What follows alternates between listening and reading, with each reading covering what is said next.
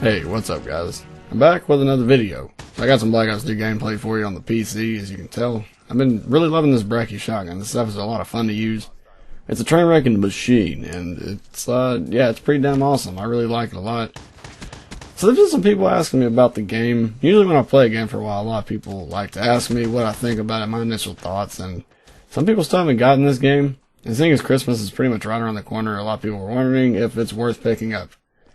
So I want to get into that in this video, and I want to see what you guys think also down in the comment section below. For those of you who are just a little bit curious about the game, and those of you who actually play the game, and see what you think about it. We're going to have a little discussion today, and see what the majority of the people think about this game. So, as a rusher, I think this game is fantastic. It's really fun, but I'll also get into the final grade at the end of the video, what I'd give it out of a 10, and just some initial thoughts at the end of it as well, and just a summary and stuff like that. But it's a very fun game if you're a rusher. I think it's extremely fast-paced. It is not as hectic as Advanced Warfare, so it is a lot more tame. It's a lot more toned down. There's not as much people just flying on rooftops and in the air, and obviously they have out-of-boundary lines for people like that. And there are very, very good kill zones and stuff, if you know what that means. It's basically an area in which you get into. It says you have to move or it kills you in like 2 seconds. You can't even stand there for more than 5 seconds. I think the cap is actually like 2 or 3 or something. So that's really good. It keeps people from being outside the map too long.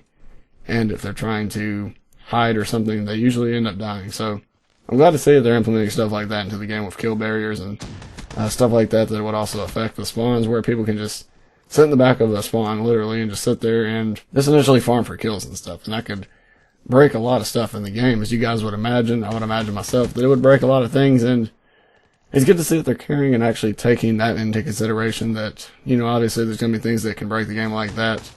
And people have been pointing out stuff that they do find in glitches and stuff, and I've noticed that they've been pretty active with the community opposed to the past 2 developed games from Call of Duty, which would be Infinity Ward and Sledgehammer Games.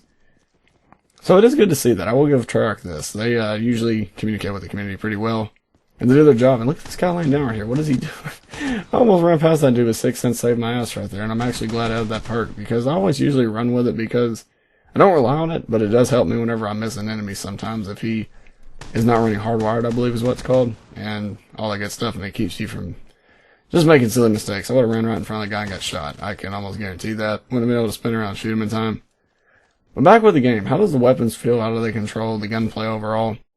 I think that this game would have been amazing with specialists. That's just me saying that because the way the specialist classes are. I think that if there was just a specialist option instead of just kill streaks as well with the score streaks, I think that would have been cool. Kind of like how Modern Warfare 3 did, though, with the actual fun specialist, not with Ghost, and made about 80 perks to choose from, which didn't really make it that much easier on the person playing the game and trying to choose perks and all that. But I think, honestly, the weapon and gunplay is pretty damn awesome. There are, obviously, weapons that are going to be annoying to get killed by.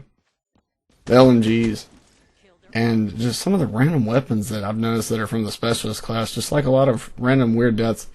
Don't expect to go on a long streak all the time in this game. There's a bunch of random stuff you will die by. So I just want you guys to know that as well, for those of you who don't have the game. The specialist will kill you randomly more often than you think, and it's funny because I think the specialist kicks the kill streak's ass. I mean, you might as well not even use kill streaks. Just run UAV, counter AV, and maybe a care package or a sentry gun or something, because that's usually all I run, and then I just let my specialist do the rest of the work. I usually use the Ripper or the Afterburner, the Purifier, I mean, not Afterburner. And those classes are awesome. I think they're very good and they're very fun to use. So if you want to get up in behind the enemy team and just spray them down with a flamethrower, they die in like a half a second. It's crazy how fast they die.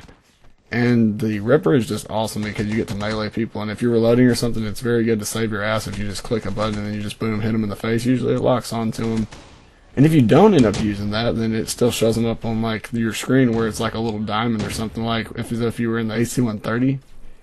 And it's pretty cool because it's good to see enemies too that are hiding. But I guess enough about the specialists and stuff and the gunplay. I'd have to say that the next subject would be maps. The maps are not really too much of standing out. They're not too amazing, but they're not bad either. And you're going to hear a lot of people say that. There's not really any maps that I particularly love over any of the others.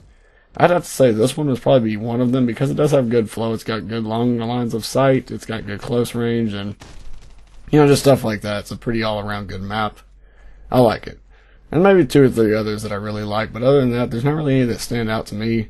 They're just pretty good average maps. So That's good to see that they are putting pretty good maps into the game and taking a little bit of that into consideration, not just terrible maps. In the past Call of Duties, you guys know what I'm talking about, like Turbine and stuff. Oh gosh, man.